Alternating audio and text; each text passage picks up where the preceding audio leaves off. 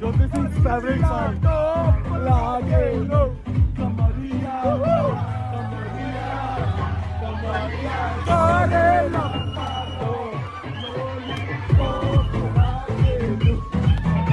तो दोस्तों आप लोग देखें कि ज्योति सिंह कितना ज़्यादा एंजॉय कर रही हैं और इनका कहना है कि मैं जब से शादी हुआ तब से मैं खुश नहीं हूँ। आपसे बता दूं कि ज्योति सिंह अगर खुश नहीं रहती तो इतना ज़्यादा एंजॉय क्यों करती। हालांकि आप लोग जो भी इनका वीडियो देखे होंगे सोशल वर्ल्ड पर, आपसे बता दूं कि ये इतना ज़्यादा खुश रहा करती थी और स्वयं बोली भी थी कि मैं पवन सिंह से शादी करके बहुत ज़्यादा खुश रहा करती हूँ। लेकिन अभी पवन सिंह के साथ तलाक देने का नौबत आ चुका है और ज्योति सिंह आरोप लगाई है कि पवन सिंह हमें कभी खुश नहीं रखते हैं। आपसे बता दो दोस्तों कि पवन सिंह अपने वाइफ से बहुत ज़्यादा खुश रहा करते थे और खुशी के मारे एक लड़का भी हुआ जो बहुत अच्छा तरह से लड़का का ज़िंदगी कटने वाला था।